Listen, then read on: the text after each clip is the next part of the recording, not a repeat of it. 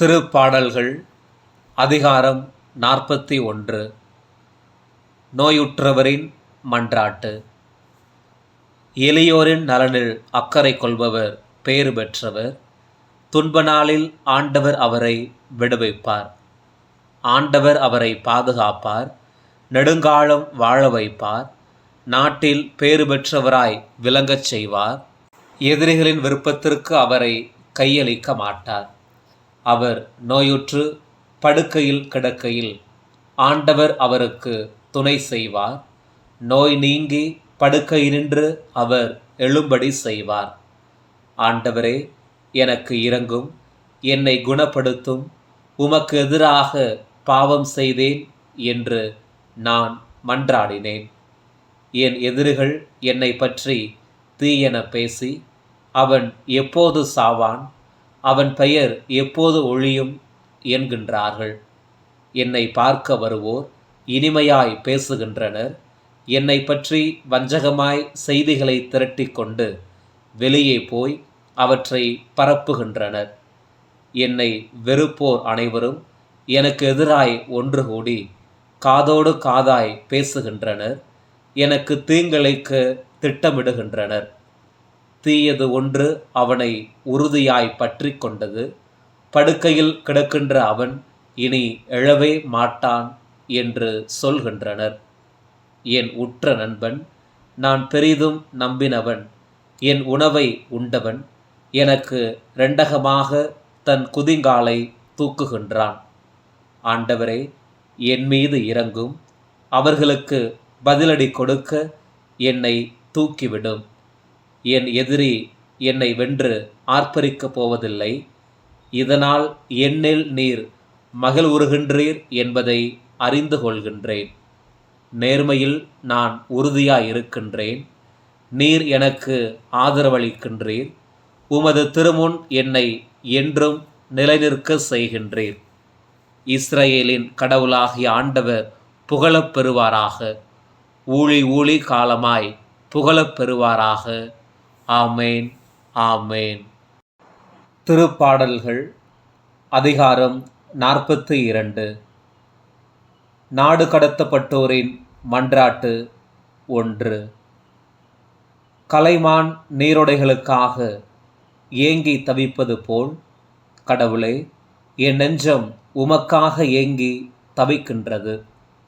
என் நெஞ்சம் கடவுள் மீது, உயிர் உள்ள இறைவன் மீது தாகம் கொண்டுள்ளது. எப்பொழுது நான் இறைவனின் முகத்தை காணப்போகின்றேன்? என் கண்ணீரே, இரவும் பகலும் எனக்கு உணவாயிற்று. எங்கே உன் கடவுள் என என்னிடம் தீயோர் எந்நாளும் கேட்கின்றனர். மக்களின் கூட்டத்தோடு சேர்ந்து பவனியாக கடவுளின் இல்லத்திற்கு சென்றேனே. ஆர்ப்பரிப்பும் நன்றி பாடல்களும் முழங்க விழா கூட்டத்தில் நடந்தேனே. இவற்றையெல்லாம் நான் நினைத்து என் உள்ளம் வெகுவாய் வெதும்புகின்றது. என் நெஞ்சே, நீ நம்பிக்கை இழப்பது ஏன்? நீ கலக்கமுறுவது ஏன்? கடவுளையே நம்பியிரு. என் கடவுளின் மீட்புச் செயல்களை முன்னிட்டு இன்னும் நான் அவருக்கு நன்றி செலுத்துவேன். என் நெஞ்சம் மிகவும் தளர்ந்துள்ளது. ஆகவே யோர்தான் நிலப்பகுதியிலும் எர்மோன் மீசார் மலைப்பகுதிகளிலும் உம்மை நான் நினைத்து கொண்டேன். உம் அருவிகள் இடியென முழங்கிட ஆழ்கடல் ஆழ்கடலை அழைக்கின்றது. உம் சிற்றலைகளும் பேரலைகளும் என் மீது புரண்டோடுகின்றன. பகல் முழுவதும் ஆண்டவர் தமது பேரன்பை பொழிகின்றார். இரவு முழுவதும் நான் அவரை பாடுவேன். எனக்கு வாழ்வளிக்கும் இறைவனை நோக்கி மன்றாடுவேன். என் கற்பாரையாகிய இறைவனிடம், ஏன் என்னை மறந்தீர்? எதிரிகளால் ஒடுக்கப்பட்டு நான் ஏன் துயருடன் நடமாட வேண்டும் என்று கேட்பேன். உன் கடவுள் எங்கே என்று என் பகைவர் நாள்தோறும் என்னை கேட்பது என் எலும்புகளை ஊடுருவி தாக்குகின்றது. என் நெஞ்சே, நீ நம்பிக்கை இழப்பது ஏன்? நீ கலக்கமுறுவது ஏன்? கடவுளையே நம்பியிரு. என் கடவுளின் மீட்பு செயல்களை முன்னிட்டு இன்னும் நான் அவரை போற்றுவேன். திருப்பாடல்கள் அதிகாரம் 43. நாடு கடத்தப்பட்டோரின் மன்றாட்டு 2. கடவுளே, என் நேர்மையை நிலைநாட்டும். இறைப்பற்றில்லா இனத்தோடு என் வழக்குக்காக வாதிடும். வஞ்சகமும் கொடுமையும் நிறைந்த மனிதர் கையினின்று என்னை விடுவித்தருளும். ஏனெனில் கடவுளே, நீரே என் ஆற்றல். ஏன் என்னை ஒதுக்கி தள்ளிவிட்டீர்? எதிரியால் ஒடுக்கப்பட்டு நான் ஏன் துயருடன் அலைய வேண்டும்? ஒளியை வீசியருளும், உண்மையை காட்டியருளும். அவை என்னை வழி நடத்தி உமது திருமலைக்கும் உமது உறைவிடத்திற்கும் கொண்டு போய் சேர்க்கும். அப்பொழுது நான் கடவுளின் பீடம் செல்வேன். என் அகமகிழ்வும் அக்களிப்புமாகிய இறைவனிடம் நான் செல்வேன். இறைவா, என் இறைவா, யாழிசைத்து ஆர்ப்பரித்து உம்மை நான் புகழ்ந்திடுவேன். என் நெஞ்சே, நீ நம்பிக்கை இழப்பது ஏன்? நீ கலக்கமுறுவது ஏன்? கடவுளையே நம்பியிரு.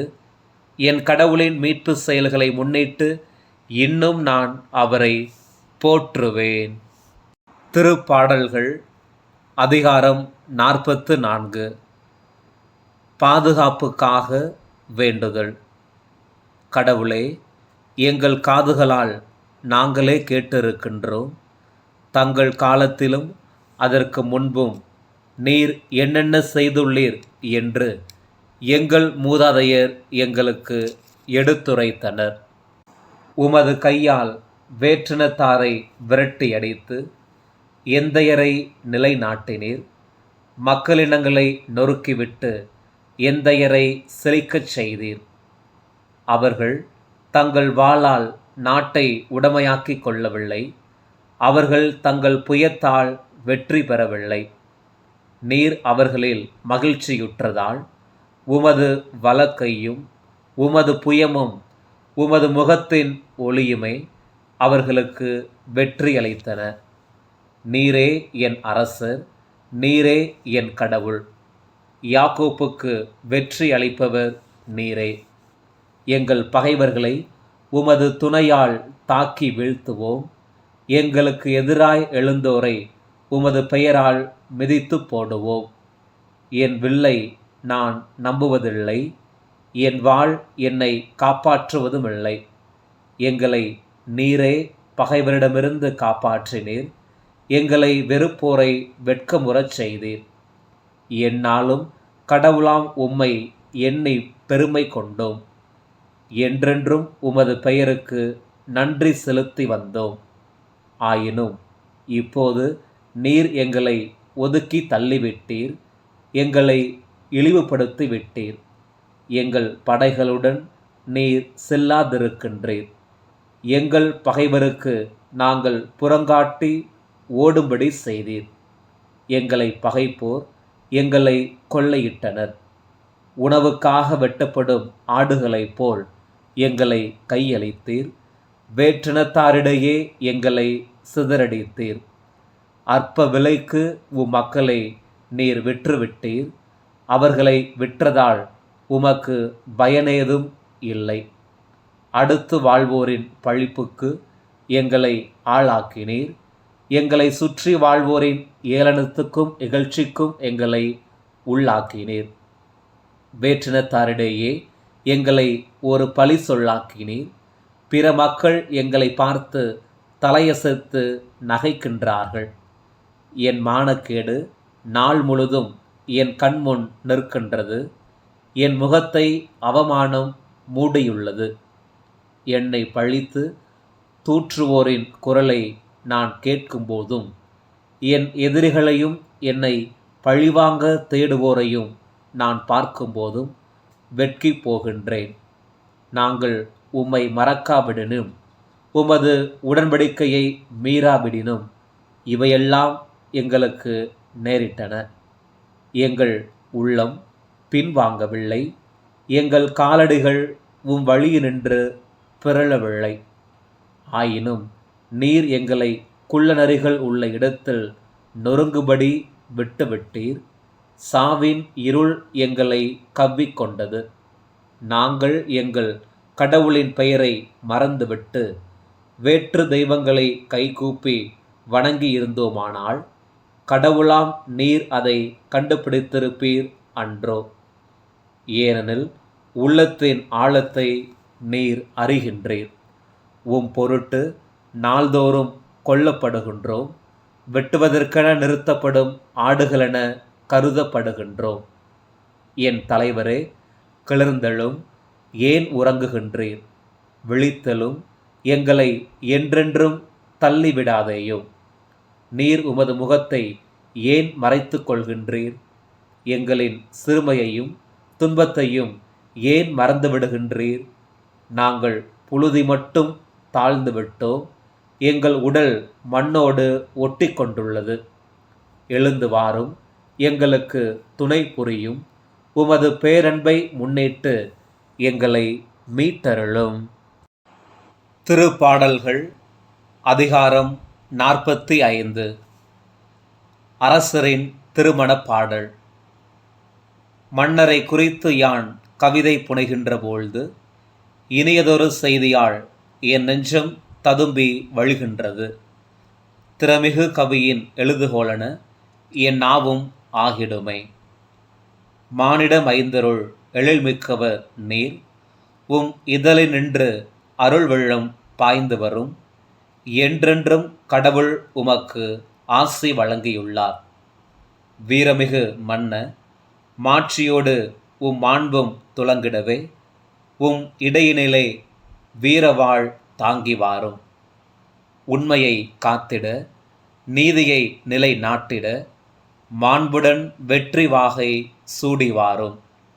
உம் வழக்கை அச்சந்தரு செயல்களை ஆற்றுவதாக. உம்முடைய கணைகள் கூறியன. மன்னர்தம் மாற்றாரின் நெஞ்சினிலே பாய்வன. மக்களெல்லாம் உம் காலடியில் வீழ்ந்திடுவர். இறைவனே, என்றும் உலது உமது அரியணை. உமது ஆட்சியின் செங்கோல் நேர்மையின் செங்கோல். நீதியே உமது விருப்பம், அநீதி உமக்கு வெறுப்பு. எனவே கடவுள், உம் கடவுள் மகிழ்ச்சி தைலத்தால் உமக்கு திருப்பொழிவு செய்து உம் தோழரினும் மேலாய் உம்மை உயர்த்தினார். நறுமணத் துகள் அகிலோடு இலவங்கத்தின் மனம் உம் ஆடையெல்லாம் கமழும். தத்தம் இழைத்த மாளிகைதனிலே யாழிசை உம்மை மகிழ்விக்கும். அருமைமிகு அரசில மகளிர் உம்மை எதிர்கொள்வர். ஓபீரின் பொன் அடைந்து வலப்புறம் நிற்கின்றார் பட்டத்தரசி. கேளாய் மகளே, கருத்தாய் காது கொடுத்து கேள். உன் இனத்தாரை மறந்துவிடு, உன் பிறந்தகம் மறந்துவிடு. உனது பேரெழிலில் நாட்டங்கொள்வார் மன்னர். உன் தலைவர் அவரே, அவரை பணிந்திடு. தீர் நகர மக்கள் பரிசில் பல ஏந்தி நிற்ப. செல்வமிகு சீமான்கள் உன்னருள் வேண்டி வருவர். அந்த புறத்தினிலே மாண்புமிகு இளவரசி தங்கமிழைத்த உடையணிந்து தோன்றிடுவார். பலவண்ண பட்டுடுத்தி அவரை மன்னரிடம் அழைத்து வருவர். கன்னி தோழியரும் புடைசூழ்ந்து மன்னரிடம் வந்திடுவர். மன்னவரின் மாளிகைக்குள் நுழையும்போது மகிழ்ச்சியோடும் அக்களிப்போடும் அவர்கள் அழைத்து வரப்படுவார்கள். உம் தந்தையரின் அரியணையில் உம் மைந்தரே வீற்றிருப்பர். அவர்களை நீர் உலகுக்கெல்லாம் இளவரசர் ஆக்கிடுவீர். என் பாடல் வழி வழியாய் உம் பெயரை நிலைக்கச் செய்யும். இதனால் எல்லா இனத்தாரும் உமை என்றென்றும் வாழ்த்திடுவர். திருப்பாடல்கள் அதிகாரம் 46. நம்மோடு வாழும் கடவுள். கடவுள் நமக்கு அடைக்கலமும் ஆற்றலுமாய் உள்ளார். இடுக்கணுற்ற வேளைகளில் நமக்கு உற்ற துணையும் அவரே. ஆகையால் நில உலகம் நிலை குலைந்தாலும் மலைகள் ஆழ்கடலில் வீழ்ந்து நடுங்கினாலும், கடலின் அலைகள் கொந்தளித்து பொங்கினாலும், அவற்றின் பெருக்கால் குன்றுகள் அதிர்ந்து நடுங்கினாலும், அச்சமென்பதே எங்களுக்கில்லை. ஆறு ஒன்று உண்டு, அதன் கால்வாய்கள் உன்னதரான கடவுளின் உறைவிடமான நகருக்கு உவகை அளிக்கின்றன. அந்நகரின் நடுவில் கடவுள் இருக்கின்றார். அது ஒருபோதும் நிலை குலையாது. வைகரைதோறும் கடவுளின் துணை அதற்கு உண்டு. வேற்றினத்தார் கலக்கமுற்றனர், அரசுகள் ஆட்டம் கண்டன. கடவுளின் குரல் முழங்கிற்று, பூ உலகம் தளர்வுற்றது. படைகளின் ஆண்டவர் நம்மோடு இருக்கின்றார். யாக்கோப்பின் கடவுளே நமக்கு அரண். வாரீர், ஆண்டவரின் செயல்களை காணீர். அவர் உலகில் ஆற்றியுள்ள திகைப்பூட்டும் நிகழ்ச்சிகளை பாரீர். உலகின் கடை எல்லை வரை அவர் போர்களை தடுத்து நிறுத்துகின்றார். வில்லை ஒடிக்கின்றார், ஈட்டியை முறிக்கின்றார், கேடயங்களை நெருப்புக்கு இரையாக்குகின்றார். அமைதியுடன் இருந்து நானே கடவுள் என உணர்ந்து கொள்ளுங்கள். வேற்றினத்தாரிடையே நான் உயர்ந்திருப்பேன். பூ உலகில் நானே மாட்சியுடன் விளங்குவேன். படைகளின் ஆண்டவர் நம்மோடு இருக்கின்றார். யாக்கோப்பின் கடவுளே நமக்கு அரண். திருப்பாடல்கள் அதிகாரம் 47. ஆண்டவரே உலகின் அரசர். மக்களினங்களே, களிப்புடன் கைகொட்டுங்கள், ஆர்ப்பரித்து கடவுளை புகழ்ந்து பாடுங்கள். ஏனெனில் உன்னதராகிய ஆண்டவர் அஞ்சுதற்குரியவர், உலகனைத்தையும் ஆளும் மாவேந்தர் அவரே. வேற்று மக்களை தமக்கு அவர் அடிபணியச் செய்தார். அந்நிய நாடுகளை நம் தாழ் பணிய வைத்தார். நம் உரிமை சொத்தை அவர் நமக்கு தேர்ந்தளித்தார். அது அவர் அன்பு கூறும் யாக்கோப்பின் பெருமை ஆகும். ஆரவார ஒளியிடையே பவனி செல்கின்றார் கடவுள். எக்காலம் முழங்கிடவே உயர ஏறுகின்றார் ஆண்டவர். பாடுங்கள், கடவுளுக்கு புகழ் பாடுங்கள். பாடுங்கள், நம் அரசருக்கு புகழ் பாடுங்கள். ஏனெனில் கடவுளே அனைத்துலகின் வேந்தர். அரப்பா தொடுத்து புகழ் பாடுங்கள். கடவுள் பிறவினத்தார் மீது ஆட்சி செய்கின்றார். தமது தூய அரியணையில் அவர் வீற்றிருக்கின்றார். மக்களினங்களின் தலைவர்கள் ஆபிரகாமின் கடவுளுடைய மக்களோடு ஒன்று கூடுவர். ஏனெனில் மண்ணுலகின் மன்னர் அனைவரும் கடவுளின் கொற்றத்திற்கு உட்பட்டவர். கடவுளே அனைத்திற்கும் மேலானவர்.